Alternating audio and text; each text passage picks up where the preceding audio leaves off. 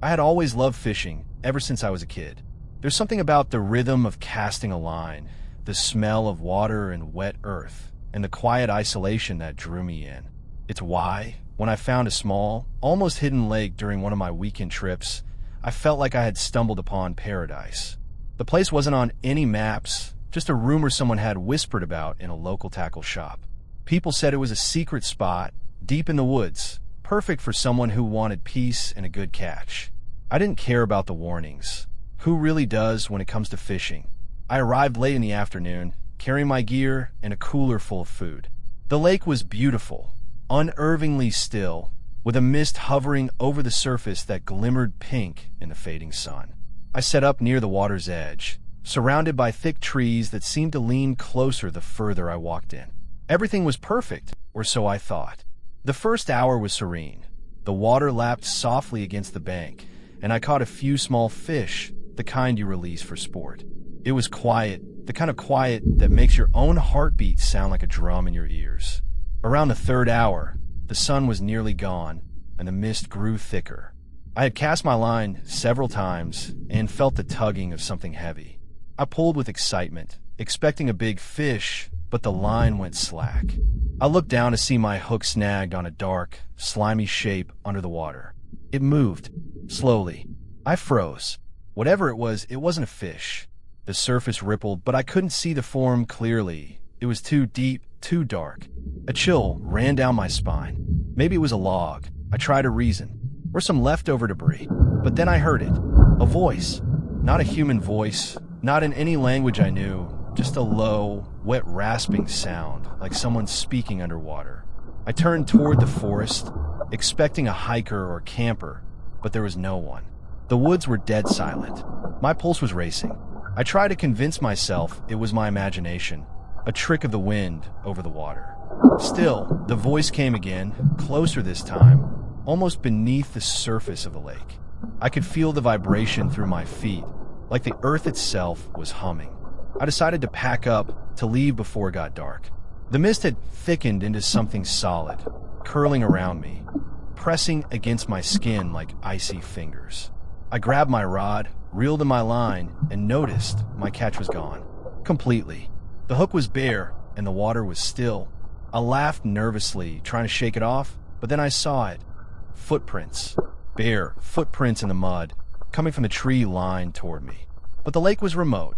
No one else should have been here.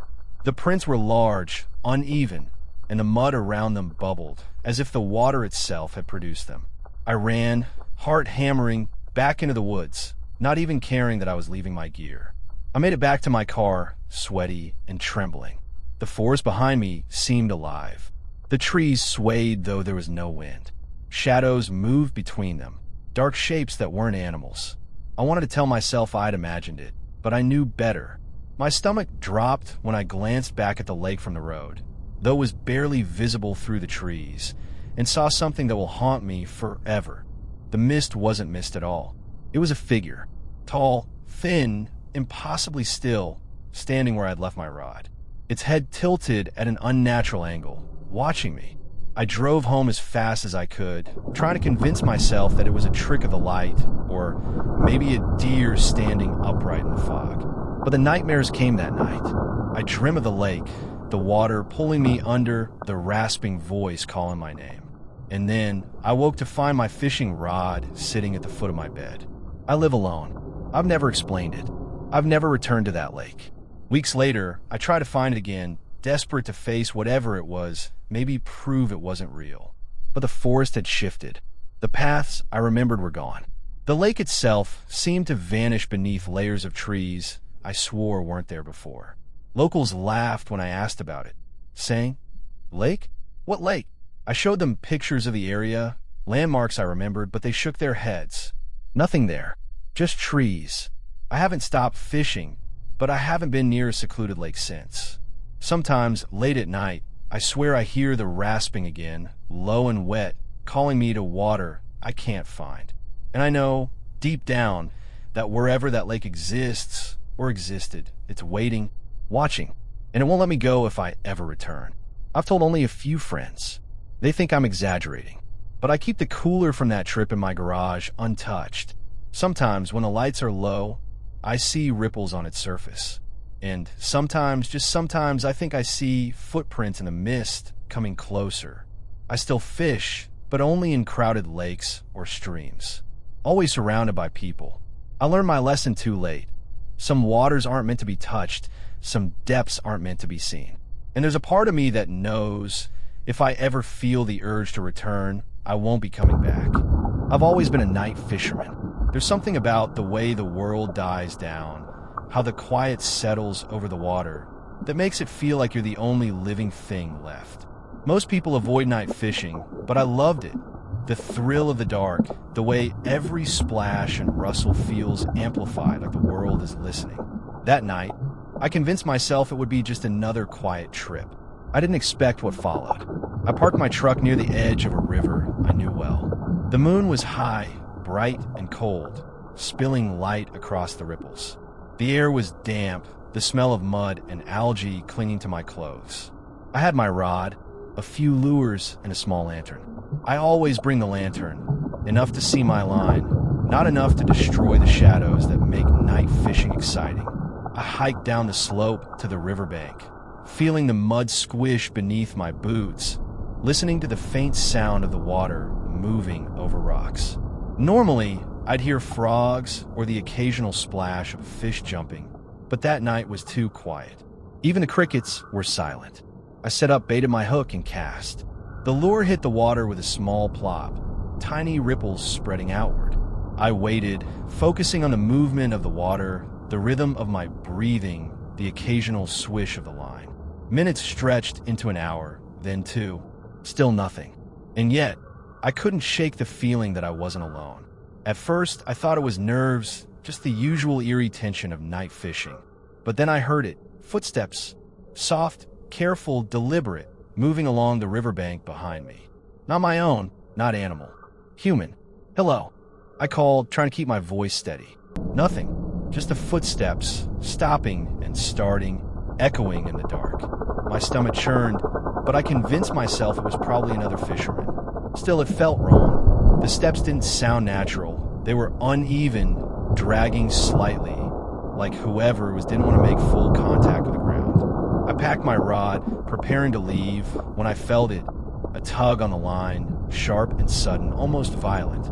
I yanked back instinctively, heart racing, expecting a big catfish or maybe a snag on a submerged log. But what I felt was nothing like a fish. The line moved against my grip with strength, but there was no resistance, no familiar thrashing. It pulled me, not the rod, and the movement was deliberate, purposeful, dragging toward the middle of the river. "Hey!" I shouted, panic rising. I tried to reel it in, but it wouldn't budge. The river, which had been calm moments ago, now churned with an unnatural energy, water splashing over rocks and mud, making me slip as I struggled to hold my ground. Then I saw it, a shadow moving beneath the water, black and writhing, twisting as if the river itself was alive. My stomach turned cold. Whatever it wasn't a fish, not anything natural. I yanked back with all my strength, and the line snapped. The sound echoed like a gunshot in the empty night. I stumbled back, chest heaving, trying to regain my senses.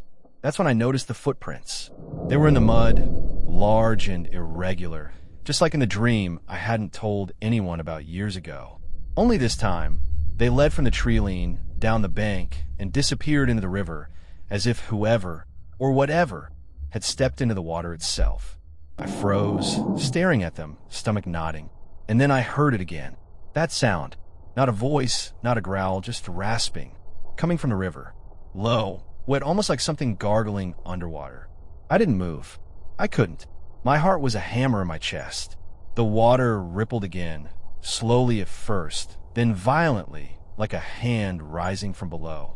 I swear I saw the dark shape of a figure, thin, elongated, gliding beneath the surface.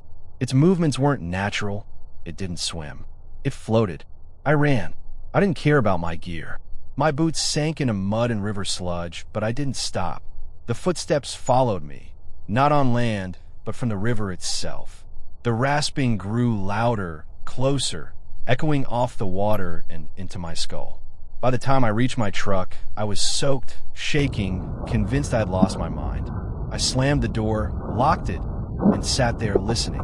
The river behind me was silent again. Too silent. I thought I was safe. I thought I had escaped.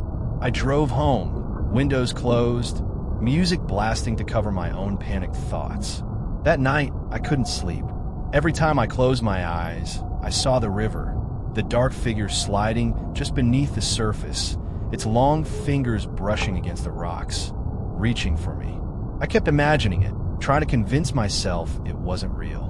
But the next morning, something in the garage told me otherwise.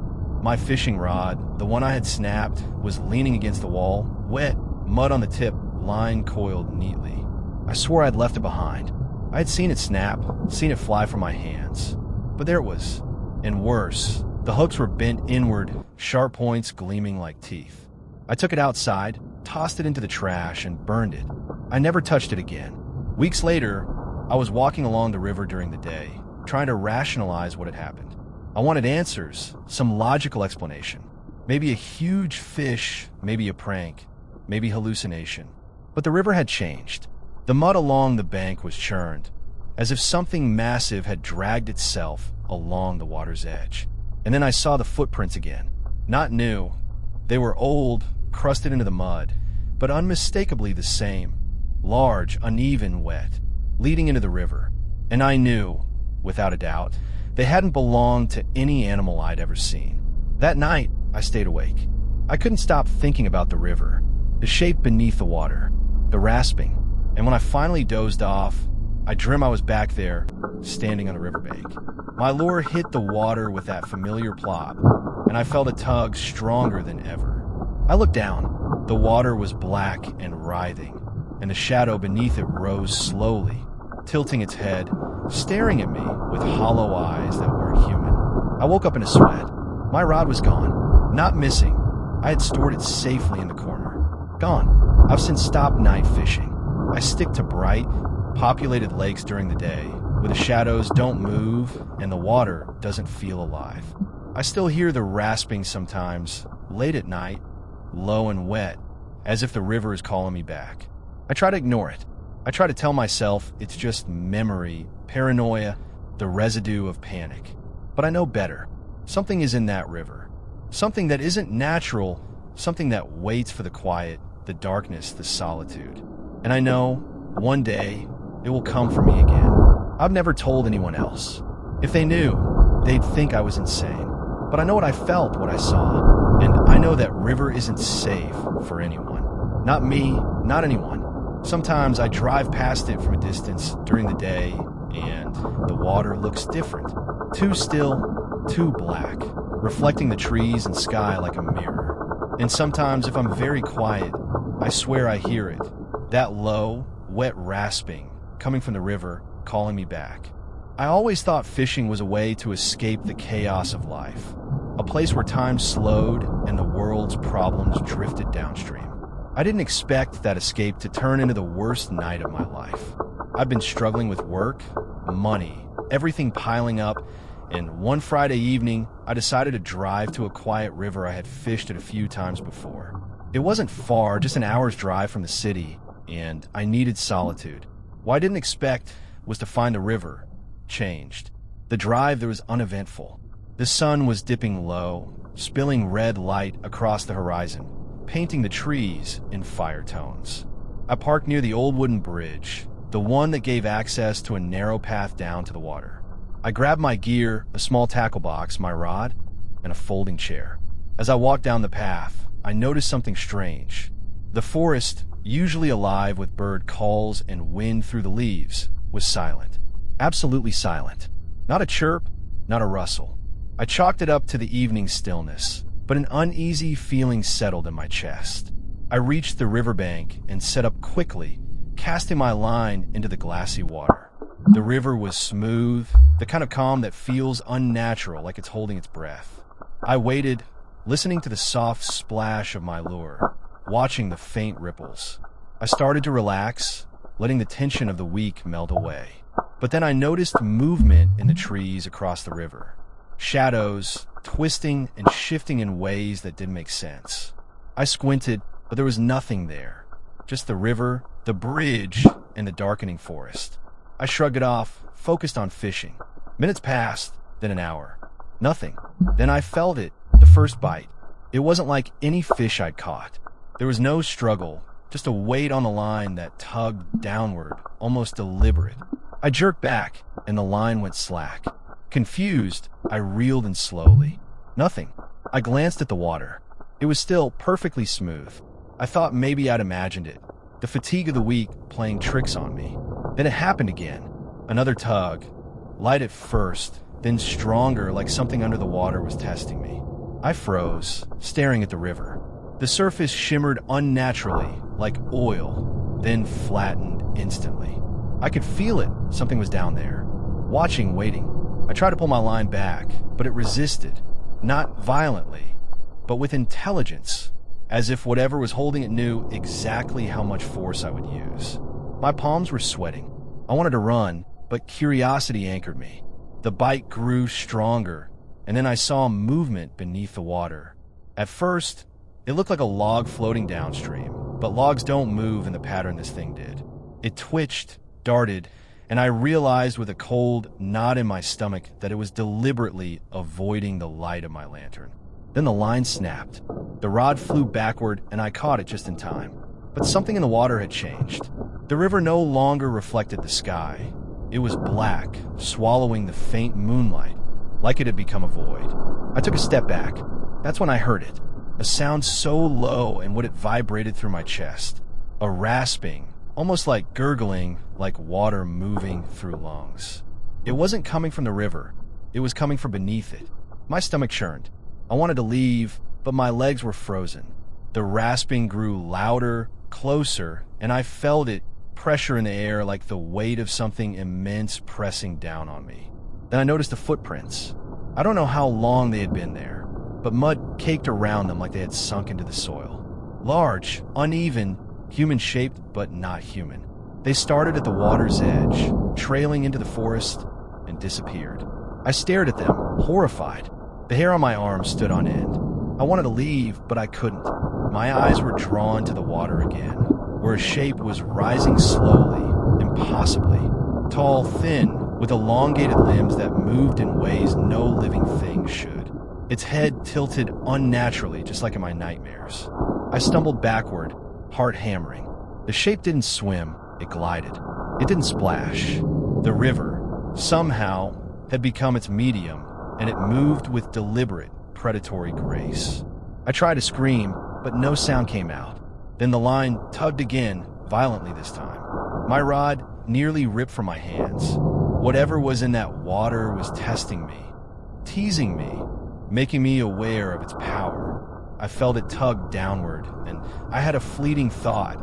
I could lose myself in that river, disappear completely. I ran. The forest path seemed longer than it should have been, twisted by panic. Behind me, I could hear movement in the mud, footsteps, slow, heavy, deliberate, but not human. My mind raced. Maybe it was a deer, a bear. Maybe it wasn't. But I didn't stop. I didn't look back. I could feel eyes on me, felt the river's pull in my chest, tugging me toward the dark water I just fled. I reached my truck and jumped inside, locked the doors, and sat shaking. The headlights cut into the forest, but the river itself was invisible now, swallowed by the shadows. I tried to convince myself it was a hallucination, fatigue, stress, maybe even a prank by someone else. But deep down, I knew it was real. I knew it wasn't human. I didn't sleep that night. Every time I closed my eyes, I saw it. The shape gliding beneath the water, its head tilting, its limbs stretching impossibly long. The rasping sound echoed in my mind. Hours passed like minutes. By morning, I was drained, pale, and trembling. I went home, told no one. Who would believe me? Not even I wanted to fully admit it. Weeks later, I drove past the river during the day. I wanted to see if it had been real. I parked at the bridge and looked down at the water. It was calm again, normal, reflecting the sky like any river should. The footprints were gone. The mud smooth. Everything was exactly as it should be. I convinced myself that maybe I had imagined it. A bad dream brought to life by stress and fatigue. But that night, when I returned home, I found my fishing rod leaning against the wall. It had been locked in my garage. The line was wet and muddy. The hooks were bent inward, sharp and jagged. I didn't touch it. I didn't want to know. The memory of the river and what was in it was too fresh, too real. I burned the rod later, watched the flames consume it, the metal and wood twisting and blackening. Even the fire couldn't erase the memory, though. I still hear the rasping sometimes, in the quiet moments before sleep, low and wet, like water moving through lungs. I stop night fishing completely.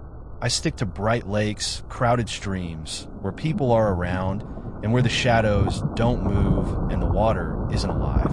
I've tried to forget, tried to move past it, but the memory lingers.